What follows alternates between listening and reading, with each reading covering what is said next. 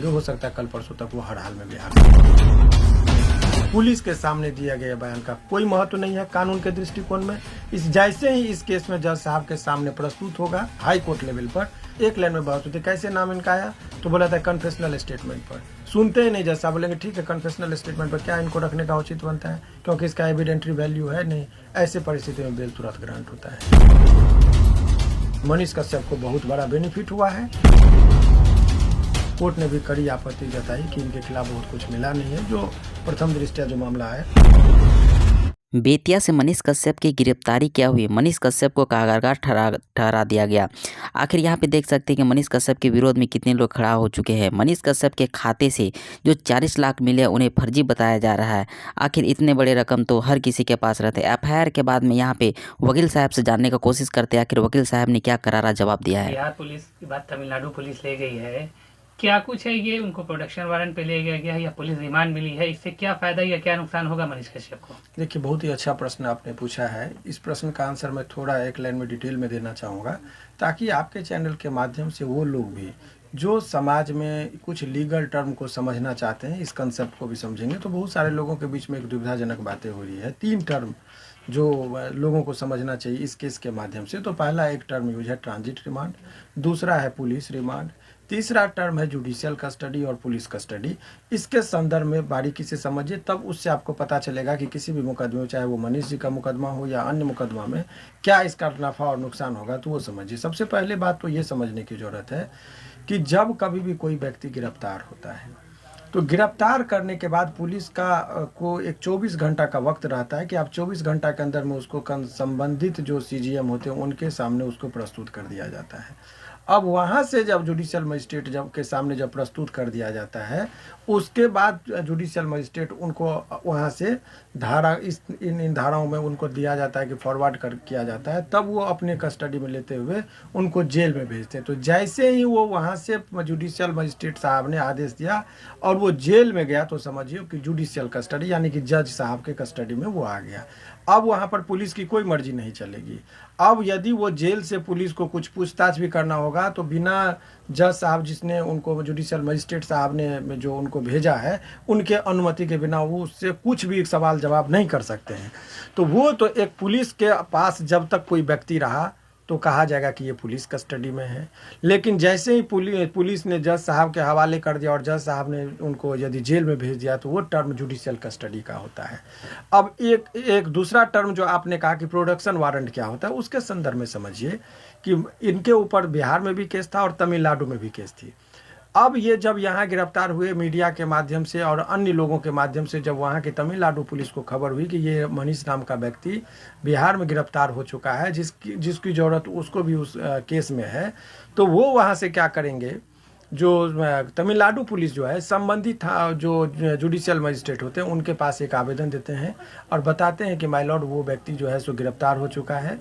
तब वहाँ से संबंधित जो जुडिशियल मजिस्ट्रेट होते हैं, वो वहाँ जिसके अधीन होते हैं, यानी कि बेऊर जेल के जो अधीक्षक होते हैं, उनके नाम से एक वो आदेश देते हैं, निर्देश देते हैं कि उस व्यक्ति को आप हमारे पास भेजिए। तो ये जो होता है प्रोडक्शन वारंट का ये टर्म कि प्रोड्यूस, मेरे सामने उस व्यक्ति को प्रस्तुत कीजिए। अब लेकिन टेक्निकल टर्म है कि जेल सुप्रिटेंडेंट के पास चिट्ठी तो आता है। अब जेल सुप्रिटेंडेंट साहब वो क्या करेंगे, वो तो बिना मर्जी के उसको हिला नहीं सकते हैं जेल से, चूंकि वो तो जज साहब के सुपरविजन में है। तो ऐसे परिस्थिति में फिर जेल सुप्रिटेंडेंट यानी कि बेऊर जेल के जो सुप्रिटेंडेंट साहब होते हैं, वो एक आदेश मांगते हैं जुडिशियल मजिस्ट्रेट पटना, जिनके अंतर्गत वो कस्टडी में गए थे, और वो वहाँ से निर्देश लेते हैं कि हुजूर वहाँ से एक चिट्ठी आया था, उस चिट्ठी को हमको कंप्लेंस करना है, क्या मैं इनको भेजूं? और पुलिस, तमिलनाडु पुलिस भी एक आवेदन देती है कि मैं वहाँ इस प्रोडक्शन के लिए ले आया हूँ। तो ये जैसे ही वो वहाँ से जो चिट्ठी, तमिलनाडु से जो चिट्ठी आई, तो उसको हम लोग कहते हैं प्रोडक्शन वारंट हुआ। अब यहाँ से उस व्यक्ति को बिहार से तमिलनाडु लेके जाना है, तो रास्ते में जो ले जाने की शक्ति है वो वहाँ के संबंधित पुलिस को दिया। तो वो जो रास्ते में जो ले जाने की का जो आदेश है, वारंट का मतलब आदेश समझिए, वो जो आदेश होता है उसको हम लोग कहते हैं ट्रांजिट रिमांड। और नियम ये कहता है कि 30 किलोमीटर से अधिक यदि पुलिस को किसी भी गिरफ्तार व्यक्ति की यात्रा करानी है, तो संबंधित जुडिशियल मजिस्ट्रेट से आदेश के बाद ही वो वहाँ से लेके जाते हैं। तो इसीलिए यहाँ पर तीनों चीज़ों का ज़रूरत है। ये ट्रांजिट रिमांड, प्रोडक्शन वारंट की जो बात कही, और आपको जो मैंने बताया कि जुडिशियल कस्टडी और पुलिस कस्टडी। तो जनरली प्रोडक्शन वारंट जब कोई व्यक्ति जुडिशियल कस्टडी में होता है तो वहाँ से ले जाने के लिए जो एक निर्देश दिया जाता है उसी को हम लोग क्या कहते हैं, ये प्रोडक्शन वारंट। तो ऐसे परिस्थिति में इनके केस में भी वही चीज़ हुआ जो आप लोगों ने देखा। तमिलनाडु पुलिस इनको ट्रांजिट प्लस प्रोडक्शन दोनों चीज़ के तहत उनको वहाँ पर लेके गई है। इससे मनीष कश्यप को फायदा हुआ क्या लाभ? बहुत अच्छी बात आपने कहा। देखिए, मनीष कश्यप को फायदा है, पुलिस अनजाने में ही सही लेकिन फायदा तो पहुँचा दी। इसलिए फायदा हो गया इनको और इसका कानूनी में लाभ होगा इनको कि जब कोई व्यक्ति गिरफ्तार हुआ तो अभी थाना कांड संख्या 4 था ईओयू का, जिसके तहत उनको पटना में गिरफ्तारी दिखाई। 18 तारीख को वो गिरफ्तार हुए थे, 19 तारीख से उनकी कस्टडी का करना शुरू हो गया था, जुडिशियल कस्टडी में गए थे वो। अब तमिलनाडु जब वो बेल के टाइम में जब जाया जाता है तो बोला जाता है कि माने अभी 6 महीना यदि हुआ होगा तो 6 महीना से कस्टडी में 18 तारीख से काउंटिंग होगा। लेकिन आप सपोज कीजिए कि यहाँ 6 महीना बीता है और वहाँ तमिलनाडु में इनका प्रोडक्शन यदि नहीं हुआ था तो वहाँ कस्टडी इनकी काउंटिंग नहीं होती। तो अब इसका लाभ ये हुआ कि जैसे ही वो तमिलनाडु में थाना में जो कांड संख्या था उसमें इनका उपस्थिति दिखा दिया तो अब इनकी काउंटिंग जुडिशियल कस्टडी का वो काउंटिंग शुरू हो गया। यानी कि समय अवधि जो बीत रही है जेल में, तो रह रहे हैं एक जेल में एक केस में, लेकिन इनका काउंटिंग सभी जितना में इनका प्रोडक्शन दिखा दिया जाएगा सब में इनकी कस्टडी पीरियड काउंटिंग होने शुरू हो जाएगी। तो इसका लाभ ही होता है बेल के टाइम में जब बहस होता है तो जज साहब को या ऑनरेबल जस्टिस जो होते हैं उनके सामने बोला जाता है कि हुजूर कस्टडी भी हो गया 3-4 महीने का, जो भी रहता है उस टाइम में 4 महीना 5 महीना, अब सफिशिएंट सज़ा हो गई है, कोई बहुत बड़ा चीज़ नहीं है। मेरिट पर और ट्रायल में जब बहस होगी तत्काल कस्टडी पीरियड को देखते हुए उनको जमानत पर रिहा किया जाए। तो वो पुलिस उस चीज़ का लाभ नहीं ले सकती है तमिलनाडु पुलिस की हमारे यहाँ तो कस्टडी इनका है ही नहीं, वो तो दूसरे मुकदमा में है। तो कमोबेश इससे जो है सो मनीष कश्यप को बहुत बड़ा बेनिफिट हुआ है कि वह तमिलनाडु में अब उनकी उपस्थिति दिखा दी गई है। तो इससे क्या होगा कि इनको निकलने में एक रास्ता बहुत ही आसान हो गया है। जमानत को लेके क्या होगा, इनको कस्टडी भी हो गया था? देखिए, आपको मैं जानकारी के लिए बता दूं कि मेरे हाँ कह देने या ना कह देने से बहुत कुछ नहीं होगा, या किसी के हाँ या ना कहने से नहीं कुछ होता है। ये जो नेचर ऑफ केसेस है, जो एलिगेशन मूल एलिगेशन इनके ऊपर जो लगाया गया है वो कन्फेशनल स्टेटमेंट के आधार पर इसका नाम केस में आया है। थाना कांड संख्या 4 में इनके ऊपर जो इल्ज़ाम है कि कोई व्यक्ति है एक वीडियो बनाया था जो आर्टिफिशियल वीडियो था इनके द्वारा डायरेक्ट, ये मैं रिकॉर्ड की बात बता रहा हूँ कि जो संबंधित केस को जो मैंने अवलोकन किया उसमें आया है कि एक व्यक्ति जो है उनके बयान पर कि ये वीडियो बनाने में हमको ये सहयोग किए थे, तो मनीष जी का नाम उसमें आता है। तो उसको कहते हैं कि इनका नाम जो उस केस में आया तो merely on the basis of confessional statement. और इंडियन एविडेंस एक्ट में कहा गया है कि जो उसका एडमिसिबिलिटी की जहाँ तक बात है तो कन्फेशनल स्टेटमेंट का कोई महत्व नहीं है, यानी कि बोलचाल की भाषा में पुलिस के सामने दिया गया बयान का कोई महत्व नहीं है कानून के दृष्टिकोण में। इस जैसे ही इस केस में जज साहब के सामने प्रस्तुत होगा, जज साहब मैं जस्टिस की बात कर रहा हूँ हाई कोर्ट लेवल पर, तो जैसे ही ये बात आएगा कि कैसे नाम आया, जज साहब एक लाइन में बहस होती है कैसे नाम इनका आया, तो बोला था कन्फेशनल स्टेटमेंट पर। सुनते ही नहीं, जज साहब बोलेंगे ठीक है कन्फेशनल स्टेटमेंट पर क्या इनको रखने का उचित बनता है क्योंकि इसका एविडेंटरी वैल्यू है नहीं। ऐसे परिस्थिति में बेल तुरंत ग्रांट होता है। तो लेकिन हाई कोर्ट में आने में नंबर जो प्रोसेस है, चाहे वो आपका सही मुकदमे में नाम आ जाए या झूठे मुकदमे में, वो तो तय करेगा ट्रायल में। लेकिन एक बार जब पुलिस के द्वारा नाम आ जाता है और हाई कोर्ट तक की प्रक्रियाओं तक यदि आपको गुजरना है तो वर्तमान परिस्थिति में पटना हाई कोर्ट तक आते आते नंबर अपने डायरी बहुत सारी का जो फॉर्मेलिटीज है पूरा करते करते 4 से 5 महीने का वक्त लगता है। इसीलिए इस परिस्थिति में कितना भी लोग गला फाड़ के चिल्ला ले, 4-5 महीने का कस्टडी उनको अभी पीरियड जेल में बिताना पड़ेगा। सुनने में आ रहा है कि सब आप सुप्रीम कोर्ट का रुख कर रहे हैं, क्या सुप्रीम कोर्ट वो अलग इशू है। सुप्रीम कोर्ट में जो जाया जा रहा है उसके पीछे रीजन है कि देखिए एक ही घटना से संबंधित मूल एलिगेशन ये है कि तमिलनाडु में जो हिंसक झड़प की बातें कही गई थी ये कॉन्कॉक्टेड था, इन लोगों के द्वारा आर्टिफिशियल बनाया गया था, दिग्भ्रमित करने वाला था। This is the allegation which has been levelled against Manish Kashyap and others journalist जो डिजिटल प्लेटफॉर्म पर काम करते हैं उनके विरुद्ध। तो this is the main allegation.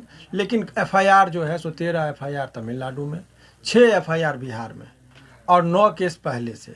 तो ऐसे परिस्थिति में ये केसों का जो अंबार है तो वो जो पहले वाले केस को तो नहीं, लेकिन इस कॉज ऑफ एक्शन से जो अराइज हुआ है सभी केसों को एक साथ जोड़ने के लिए कि एक ही साथ इसकी सुनवाई होनी चाहिए। एक ही केस में वो तमिलनाडु में भी जाएंगे ट्रायल में, एक ही केस में बिहार में भी अनेक जगह जाएंगे, तो कैसे संभव है। तो इसके लिए जब दो राज्यों के बीच का मामला होता है तो उसमें एक केस को एक करने की शक्ति माननीय सुप्रीम कोर्ट को ही होता है। इसीलिए एक केस को एक करने के लिए के दिशा में सुप्रीम कोर्ट में जो है सो आवेदन दी जा रही है। 2 अप्रैल को सर रिमांड खत्म हो रहा है, क्या उसके बाद मनीष कश्यप जी बिहार आएंगे? देखिए, उसमें से एक अभियुक्त जो था राकेश जी का, उसका जो है सो उसको भी तमिलनाडु लेके गई थी पुलिस, लेकिन तमिलनाडु पुलिस अपना प्रोडक्शन करा के तुरंत उसको कम बैक यानी कि बिहार में कर दी। और जो जज साहब का जो रुख रहा वहाँ तमिलनाडु में, उससे आप पूरी तरह से आश्वस्त रह सकते हैं कि मनीष कश्यप बहुत जल्दी बिहार में आएंगे। हो सकता है कल परसों तक वो हर हाल में बिहार में। 4 तारीख को सर बेतिया में बताया जा रहा है कि कोर्ट में पेशी भी है उनकी, तो 4 को पेशी है, तो इससे मतलब अनुमान लगाया जा सकता है कि मनीष कश्यप जी आ जाएंगे। देखिए, उसमें बहुत सारी प्रक्रियाओं से होकर गुजरना होगा और वो जो वहाँ के संबंधित आईओ होंगे वो प्रोडक्शन, जैसे तमिलनाडु की पुलिस ने यहाँ से प्रोडक्शन वारंट लेके उनको ये किया था, तो जो बेतिया की इसमें एक और टेक्निकल फॉल्ट हो रहा है कि वो सरेंडर किए थे पुराने वाले केस में जिनके ऊपर इनके घर में कुर्की जब्ती हो रही थी, लेकिन वो डायरेक्ट आ गए यहाँ ईओई के मामले में पटना।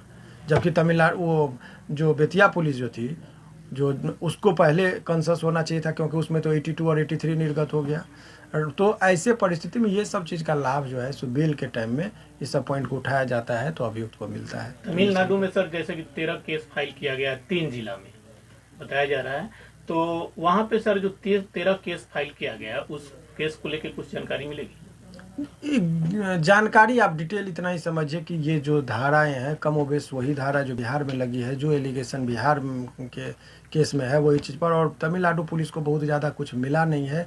बिहार में जो एक स्टोरी है उसी स्टोरी से मिलता जुलता चीज़ वो सपोर्ट में बोलना चाह रहे हैं, जिस बात को लेकर कोर्ट ने भी कड़ी आपत्ति जताई कि इनके खिलाफ बहुत कुछ मिला नहीं है, जो प्रथम दृष्टया जो मामला है, लेकिन उस चीज़ का पर बहुत ज़्यादा डिस्कस करने का अभी वक्त नहीं है। कन्फेशनल स्टेटमेंट वाली जो आपने बात कही कि हाईकोर्ट में मिल जाएगा बेल उनको, 3-4 महीने लगेगा नंबर, लेकिन बाकी जो केस है एक एक करके सब में जमानत मिलने के बाद वो बाहर आएंगे या एक ही केस में जमानत मिलेगी तो वो बाहर? बहुत अच्छा प्रश्न आपका। देखिए, हर केस में बेल इनको लेना पड़ेगा और हर केस में मैंने बोला कि एवरेज टाइम लगता है, तो अब एक जब इनका जमानत दिया जो फाइल किया जाएगा तो हर केस में किया जाएगा जो एक ही साथ माने अलग अलग होगा, लेकिन 1-2 दिन कहीं अंतराल पे होगा, तो वो तो रफ्तार से उसी रफ्तार से चलेगा। तो इसीलिए उस केस का जो है सो आप मान के चल सकते हैं कि 1-2 दिन आगे पीछे करके सुनवाई होगी, और ऐसे परिस्थिति में लगभग उसी 5-6 महीना के एवरेज का जो मैंने बताया उसी दौरान सभी केसों का निपटारा भी हो जाएगा और ये निकल सकता है। अच्छा, एक अंतिम सवाल ये है कि कई कानून के जानकार